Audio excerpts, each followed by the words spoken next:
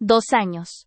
2 años de un infierno silencioso donde cada mirada de mi propia familia era un cuchillo girando en la misma herida. Ortiz y Hijos, la empresa de transportes que mi abuelo fundó, y que papá y mamá levantaron con sudor, colapsó como un castillo de naipes. John, mi hermano mayor, el CEO, siempre tan impecable y seguro de sí mismo, fue quien manejó la compañía durante la crisis. Pero cuando el barco se hundió, yo, Elena, la directora financiera que llevaba meses advirtiendo sobre las irregularidades, fui señalada y crucificada públicamente como la única responsable. John es un maestro de la manipulación, y su primer acto tras la bancarrota fue presentarse como el líder traicionado, el hijo que había intentado salvar la herencia familiar de la incompetencia de su hermana. Mamá y papá, agotados y humillados por la pérdida de su patrimonio, se aferraron a la versión más fácil, la que eximía a su primogénito, y depositaba toda la culpa sobre mis hombros. El dolor que acumulé era una carga física, invisible para todos, pero pesada como el plomo. Dejé de defenderme porque cada palabra que decía era interpretada como un intento desesperado de evadir mi responsabilidad.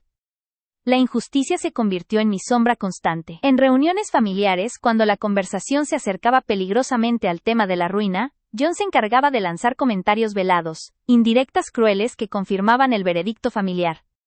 Elena nos falló. Yo simplemente apretaba la mandíbula, tragando bilis, sintiendo cómo el desprecio silencioso de mis padres se hacía más denso a mi alrededor. John disfrutaba de este rol de víctima moralmente superior, mientras yo me hundía en el ostracismo familiar. Meses después del colapso, cuando creía que ya no había nada más que perder, sucedió algo que cambió el curso de mi sufrimiento. Estaba recuperando archivos antiguos de respaldo en la oficina que ya estaba siendo embargada, buscando documentos que pudieran ayudarme a defenderme legalmente de los acreedores, cuando tropecé con una carpeta cifrada en el servidor personal de John. No fue difícil descifrar la contraseña. Siempre usaba el mismo apodo de juventud. Dentro, no encontré balances o informes, sino algo mucho más devastador. Un video. Un video grabado con una cámara oculta en la oficina ejecutiva de John, fechado 6 meses antes de que la crisis estallara. En él, se veía a John, con esa sonrisa arrogante que también conocía, hablando con un socio desconocido. La conversación era escalofriante, detallando un esquema de desvío de fondos a través de empresas fantasma en el Caribe. No era incompetencia, no era mala suerte, era robo calculado. Él no había intentado salvar la empresa, la había vaciado a propósito para asegurar su propio futuro, dejándonos a todos con las manos vacías y la culpa en mis espaldas. Vi el rostro de mi hermano en la pantalla, su cinismo, y sentí que 2 años de veneno se drenaban de mi sistema, reemplazados por una furia fría y calculadora. Esa noche, guardé el archivo en secreto, protegido por múltiples capas de seguridad. Podría haber ido a la policía de inmediato, pero la idea de una justicia lenta y privada no me satisfacía. John me había humillado frente al mundo, y solo una revelación pública, devastadora y definitiva, me devolvería mi dignidad. Decidí que esperaría el momento justo, el evento que reuniera a toda la familia y a nuestros círculos sociales más cercanos, el escenario perfecto para proyectar el video y desmantelar su fachada de una vez por todas. La prueba secreta se convirtió en mi arma más preciada, mi pasaporte a la libertad. El momento llegó con el 50 aniversario de boda de mamá y papá Ortiz. A pesar de la ruina, decidieron alquilar el salón de eventos del Club Campestre, intentando proyectar una imagen de estabilidad que ya no existía. Era una cena de gala para 100 invitados, con familiares, socios de negocios que aún no nos habían abandonado, y amigos de toda la vida. El ambiente era de celebración forzada, una capa delgada de lustre sobre la podredumbre financiera y emocional de la familia. Yo estaba sentada en la mesa secundaria, lejos de la mesa principal donde mamá, con un vestido de seda color perla, intentaba sonreír bajo el peso de la pena, y John se sentaba a su lado, irradiando el carisma del hijo ejemplar. Había preparado meticulosamente mi ataque. Llevaba conmigo una pequeña unidad USB, con el video. Había estudiado el sistema de proyección del salón y sabía que podía conectar mi laptop a la pantalla principal sin problemas técnicos. Solo necesitaba el pretexto, la chispa que encendiera la pólvora que llevaba 2 años cargando. La cena transcurrió con la pompa habitual. Cuando el reloj marcó las 9, las luces se atenuaron, y John se puso de pie para el brindis central. Su voz, profunda y resonante, se amplificó por los altavoces, capturando la atención de todos. Lo observé, analizando su actuación. Vestía un esmoquín impecable, su cabello gris pulcramente peinado. Parecía el heredero perfecto, el hombre que había luchado valientemente contra la adversidad. 50 años de amor incondicional, comenzó John, levantando su copa hacia mamá y papá. Ellos nos enseñaron el valor del trabajo duro, la ética y la importancia de mantener el apellido Ortiz en alto. Por eso, es especialmente doloroso ver la mancha que cayó sobre nuestro legado. Hizo una pausa dramática, buscando el asentimiento compasivo de la multitud. Luego, giró lentamente, hasta que sus ojos se encontraron directamente con los míos, fijos y fríos. La máscara de afecto se desvaneció, dejando ver el desprecio puro que sentía por mí. Hemos pasado por tiempos oscuros. La caída de Ortiz y hijos ha sido un trauma que nos costará años superar. Continuó John, bajando ligeramente la voz para infundir un tono de dolor íntimo. Y mientras mamá y papá han mostrado una resiliencia admirable, debemos ser honestos sobre las causas. El exceso de confianza en ciertas personas que no supieron manejar la responsabilidad, que actuaron con negligencia y sinceramente con una falta de visión catastrófica, fue lo que nos llevó a la ruina. Lamentablemente, y aquí su voz se hizo fuerte, resonando con falsa tristeza, esa persona era mi propia hermana Elena. Sentí un escalofrío helado recorrer mi espalda. La humillación pública era tan cruda, tan directa, que el aire se me fue de los pulmones. 100 pares de ojos se giraron hacia mí, no con curiosidad, sino con ese juicio silencioso y condescendiente que había aprendido a odiar. John me había humillado sin piedad, asegurando frente a toda la sociedad que yo era la única responsable de la ruina familiar, la oveja negra que había destruido el trabajo de 5 décadas. Elena, esperamos que algún día puedas asumir tus errores y pedir perdón a quienes tanto han sufrido por tu irresponsabilidad, concluyó John, con un tono de magnanimidad forzada, como si estuviera ofreciendo una absolución que yo no merecía. Volvió a sonreír, bebió de su copa y la multitud aplaudió, aplaudiendo su valor al enfrentar la verdad incómoda. Ese aplauso fue el detonante. Fue el sonido que rompió la presa de mi autocontrol. 2 años de dolor invisible, de ser tratada como una paria, de cargar con la culpa de un crimen que no cometí, me estallaron en la cara. Vi la expresión de mamá, que desviaba la mirada, incapaz de defenderme, y la de papá, que asentía levemente confirmando la versión de John. Sentí el peso de todas esas miradas de lástima y juicio cayendo sobre mí como piedras. Ya no había razón para esperar. La dignidad ya estaba hecha añicos. En ese instante de humillación absoluta, donde mi alma se sintió expuesta y pisoteada, supe que la espera había terminado. Si John quería teatro, le daría la actuación de su vida. Me levanté lentamente de mi silla, mi corazón latiendo con una fuerza ensordecedora, ignorando el murmullo que se extendía al verme avanzar hacia la mesa principal. Llevaba la laptop bajo el brazo, y mi mano apretaba el pequeño USB, mi arma de justicia tardía. Era hora de revelar la verdad. Me acerqué al podio donde John acababa de dejar su copa, que aún relucía bajo las luces del salón. Él me miró con una mezcla de sorpresa y molestia. Esperaba una disculpa pública, un arrepentimiento forzado. Nunca esperó lo que iba a suceder.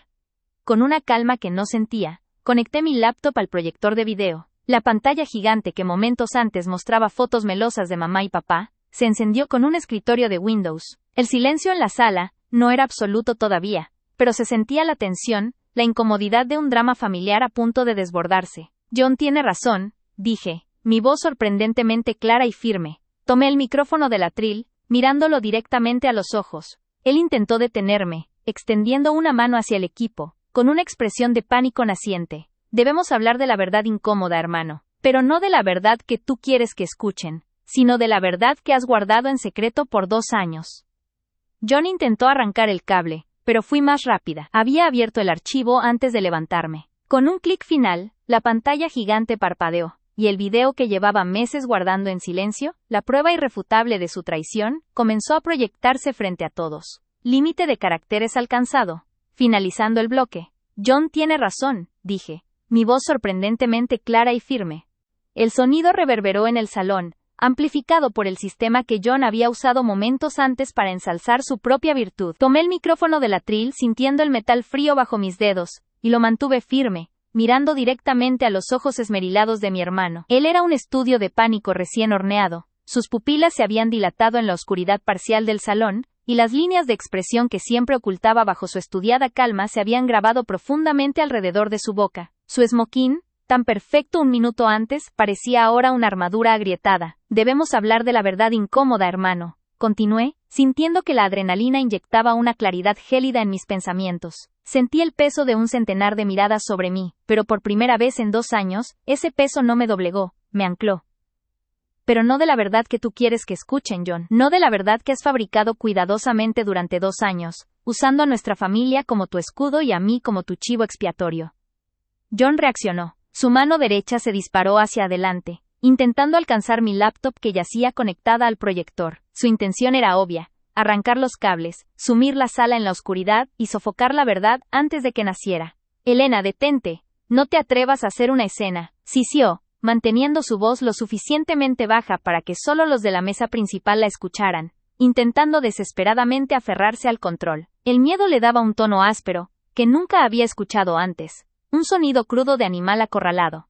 Lo bloqueé, extendiendo mi antebrazo como una barrera. El roce de mi chaqueta contra la tela de su traje fue un susurro agresivo en el silencio creciente. La tensión era tan densa que podía saborearla, una mezcla metálica de ozono y terror. La música de fondo, una pieza suave de jazz que había estado sonando, se había detenido abruptamente, probablemente por el técnico de sonido que había sentido el cambio sísmico en el ambiente.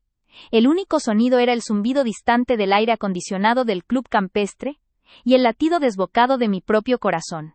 La escena la hiciste tú, John, repliqué, manteniendo mi voz en un volumen constante, calibrado para llegar a cada invitado. Yo solo estoy proveyendo el desenlace. Mis dedos se movieron con precisión sobre el touchpad. Había ensayado este momento en mi cabeza cientos de veces. Sabía exactamente dónde estaba el archivo, cómo evitar las notificaciones de sistema y cómo maximizar la ventana. John se abalanzó de nuevo, esta vez con más fuerza, pero yo ya había ejecutado el comando. Con un clic final, la pantalla gigante que dominaba el fondo del salón, que momentos antes mostraba fotos melosas de mamá y papá en su juventud, parpadeó. El escritorio de Windows desapareció, y en su lugar apareció una imagen fija.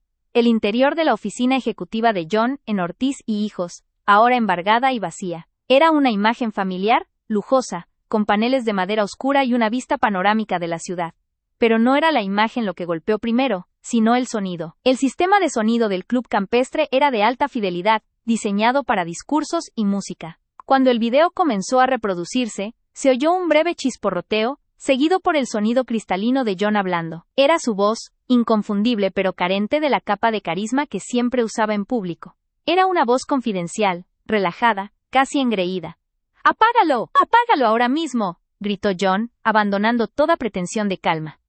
Intentó sujetarme la muñeca, pero yo retrocedí un paso. En la pantalla, mi hermano apareció, sentado en su sillón de cuero italiano, con un traje distinto al que llevaba hoy, pero con la misma sonrisa arrogante que me había atormentado en mis pesadillas. Frente a él, borroso a propósito para ocultar su identidad, estaba el socio desconocido. La voz de John, amplificada a través de los altavoces, llenó el silencio sagrado del salón. John, en el video.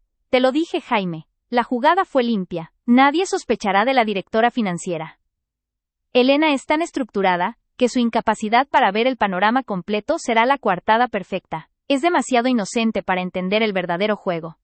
Un escalofrío de repulsión me recorrió. Escuchar esas palabras, ese desprecio calculado, fue 1000 veces más doloroso que las indirectas públicas. Pero este dolor era diferente. Era un catalizador. Mamá, sentada a solo unos metros, dejó caer su copa de champán.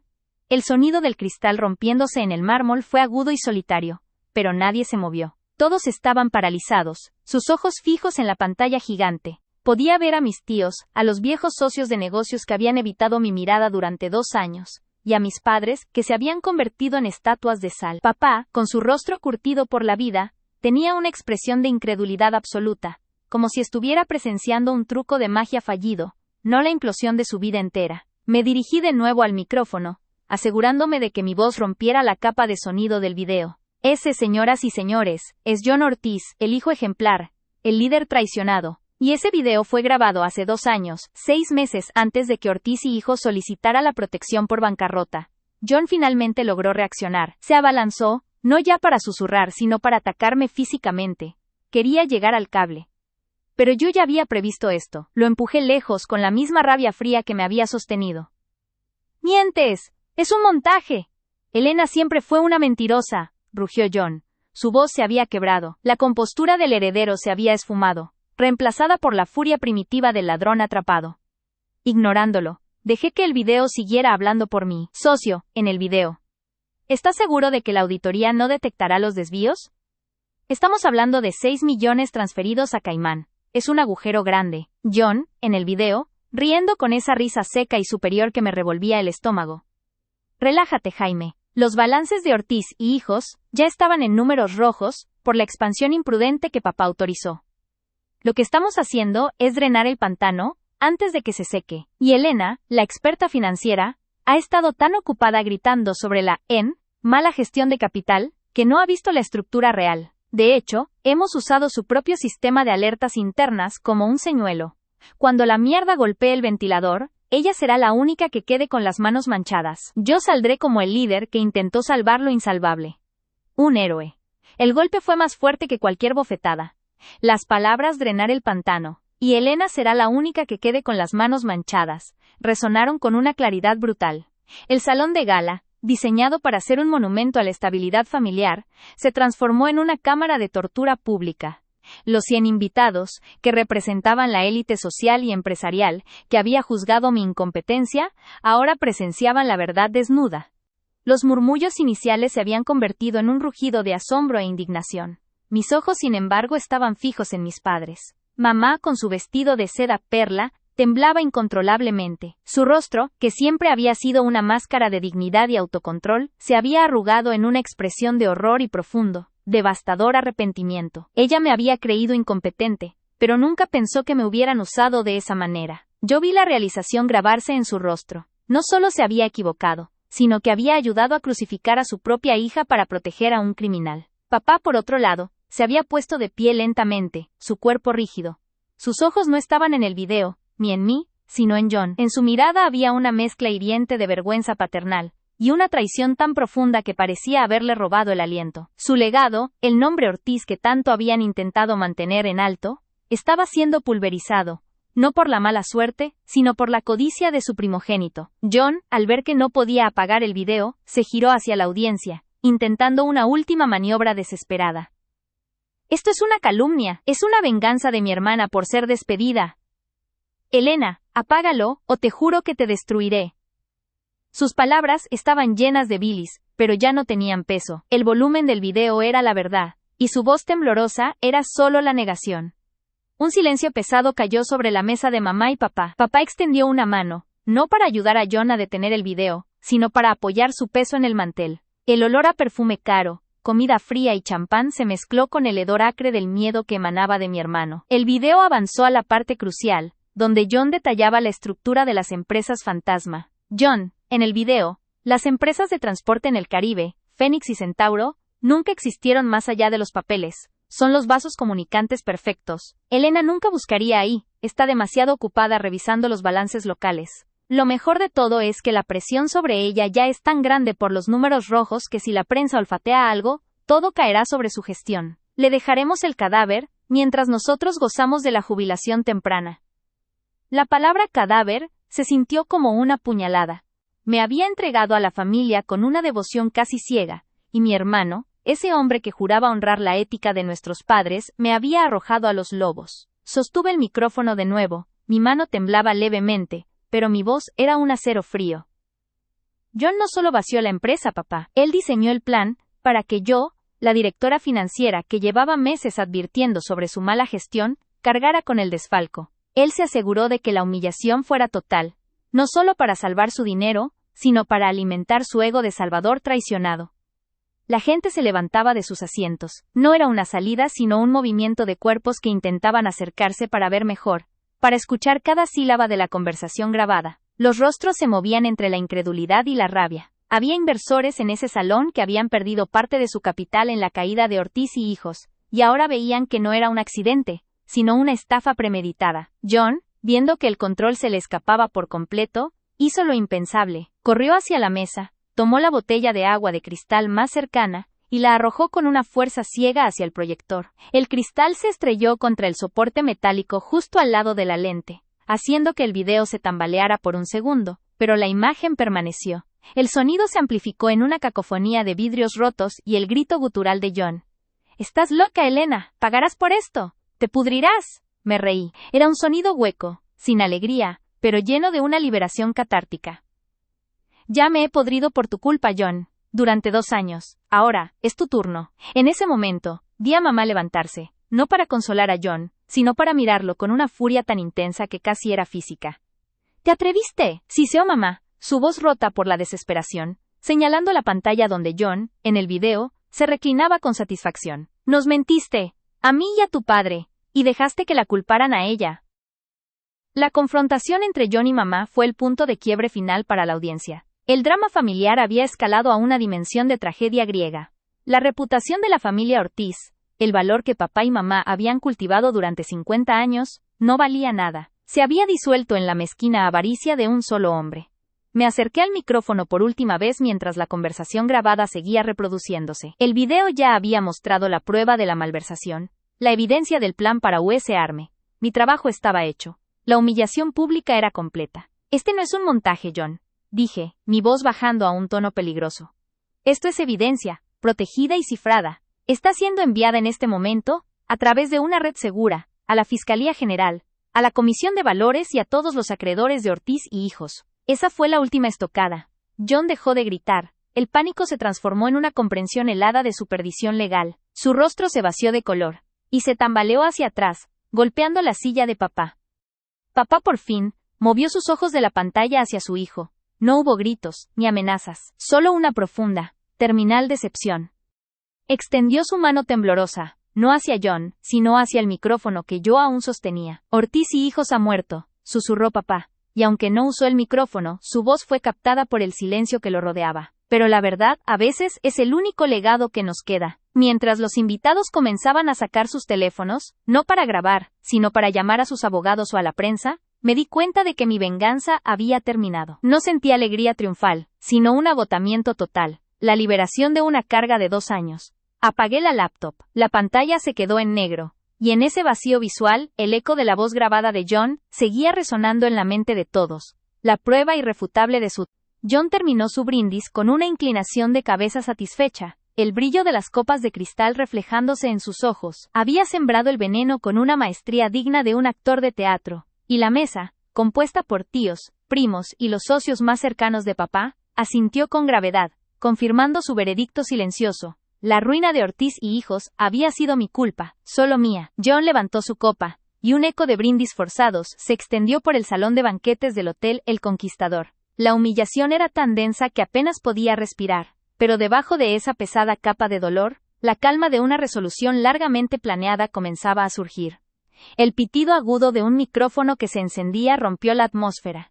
Todos giraron, buscando la fuente. Era yo. Me había levantado de mi asiento, la servilleta de lino aún en mi regazo, y caminé con una lentitud deliberada hacia la pequeña tarima, donde John acababa de oficiar mi ejecución pública. Mis zapatos de tacón resonaron en el mármol, un sonido demasiado fuerte para el silencio que comenzaba a instalarse. John, que ya se había sentado con una sonrisa de victoria grabada, me miró primero con fastidio, luego con una alarma creciente. Elena, ya terminamos con los discursos, espetó John, intentando que su voz sonara autoritaria, pero una nota de pánico se colaba en ella. Yo, sin embargo, actuaba como si no lo hubiera oído. Mis ojos estaban fijos en el rincón de la sala donde, hacía apenas 10 minutos, proyectaban un melancólico pase de diapositivas de la vida de mis padres, su boda, el nacimiento de John, el mío, la primera oficina de la empresa. El proyector, un aparato moderno y potente, estaba listo. Lo sé, John, pero me temo que necesito agregar algo a este brindis por el aniversario, dije, y mi voz era extrañamente firme, fría como el hielo. No temblaba, no había histeria, solo una certeza pétrea que contrastaba con el temblor interno que había albergado durante 2 años. Algo que creo, cambiará la percepción de todos aquí sobre lo que sucedió realmente con Ortiz y hijos. Mis padres, mamá y papá, me miraban con una mezcla de confusión y vergüenza. Durante meses, me habían pedido que guardara silencio, que aceptara la culpa por el bien de la paz familiar. Pero la paz que habían comprado, era mi agonía. Ahora, mi momento había llegado. Desenfundé mi pequeño portátil de la cartera, un modelo viejo y discreto, y caminé directamente al panel de conexiones. John intentó levantarse de nuevo, con la intención de interceptarme, pero yo ya estaba doblando el cable HDMI, conectándolo con un clic final. Elena, te dije que te detengas. Esto no es apropiado, rugió John, dando un paso decidido hacia mí. Su rostro estaba perdiendo rápidamente el color saludable que la arrogancia le había regalado. El pánico ya era visible, ya no era solo una nota, era la melodía completa de su desesperación. Yo no levanté la vista. Mis dedos encontraron el archivo de video que llevaba 2 años custodiando en secreto. Un clic final, y la pantalla de proyección, que hace un momento mostraba una fotografía de mis padres jóvenes y felices, se puso azul, luego negra, y finalmente cobró vida con una imagen nítida y dolorosa. Me aparté del proyector, dándole la espalda a John, y enfrenté a la audiencia. Proyecté el video. La pantalla gigante, que dominaba visualmente el salón, se inundó con la luz fría de una oficina. Era la oficina de John, el antiguo despacho del CEO. John aparecía sentado detrás del escritorio de caoba, con su camisa de diseñador y su reloj caro, pero no estaba solo. Estaba hablando con su abogado personal, un hombre que no formaba parte del consejo de la empresa, sino que manejaba sus asuntos privados. El video no tenía cortes. Era una conversación grabada con una cámara oculta que yo, en mis días de directora financiera, había instalado en previsión de que John intentara cubrir sus movimientos. El audio, amplificado por los altavoces del hotel, llenó cada rincón de la sala. La voz de John, aunque un poco más baja y cautelosa, era inconfundible. Vi todos los movimientos detallados, los 17 millones, pasaron por esa cuenta puente en Panamá, y de ahí se distribuyeron a las 4 cuentas personales que abrimos en las Islas Caimán. Se le escuchaba decir. El abogado asentía, con una expresión de complicidad. La revelación de la verdad golpeó a la sala como una onda expansiva silenciosa. La imagen de John, en la cima de su poder detallando el desvío de fondos a cuentas personales, inundó la pantalla, reemplazando la imagen del hijo ejemplar que acababa de levantar su copa. El rostro de John, en el video, era calculador, frío, completamente desprovisto de la emoción que mostraba en público. En el salón, el John de carne y hueso se había quedado paralizado a medio camino entre su mesa y la tarima, su boca abierta en una «oh» de horror. La sala quedó en silencio. No fue un silencio cualquiera. No era la pausa respetuosa entre discursos. Era un silencio denso, pesado, cargado de incredulidad y traición. Podías escuchar el murmullo ahogado de la fuente de agua del hotel, el tintineo lejano de un cubierto que caía en otra mesa. Pero en nuestra mesa, solo había un abismo. Los invitados dejaron de masticar. Se quedaron inmóviles, como estatuas de sal. Sus ojos iban del rostro congelado de John a la pantalla, tratando de conciliar la narrativa que acababan de escuchar, la mía, como la culpable inepta, con la evidencia irrefutable que ahora se desplegaba ante ellos. John, detallando su propio crimen. Papá fue el primero en reaccionar, aunque sin emitir sonido. Su piel, usualmente rosada y fuerte, se volvió de un blanco cerúleo. Se llevó una mano al pecho, mirando el video como si fuera un fantasma. Mamá, sentada a su lado, cubrió su boca con ambas manos, las lágrimas brotando instantáneamente, no de tristeza, sino de una realización devastadora. Habían creído a su hijo favorito. Habían permitido el desprecio y la exclusión de su hija menor. El video continuó. La voz de John, clara y arrogante, explicaba cómo había planeado culpar a la contabilidad defectuosa de la directora financiera, es decir, yo. Elena no sospecha nada, solo ve números rojos. Ella asumirá el golpe. Ella es la responsable del desastre, no yo. Yo, el CEO, siempre seré el que intentó salvar el barco. Se jactaba John en la pantalla. En ese momento, el rostro de John se descompuso por completo. Su máscara de arrogancia se hizo añicos, revelando una furia impotente que rápidamente se transformó en miedo puro. Ya no era el CEO confiado. Era un hombre expuesto, atrapado en su propia trampa. Dio un grito gutural, una mezcla de rabia y desesperación, y corrió hacia el proyector. ¡Apágalo! ¡Es un montaje! ¡Una mentira!, gritó, intentando desconectar el cable con manos temblorosas. Pero yo fui más rápida.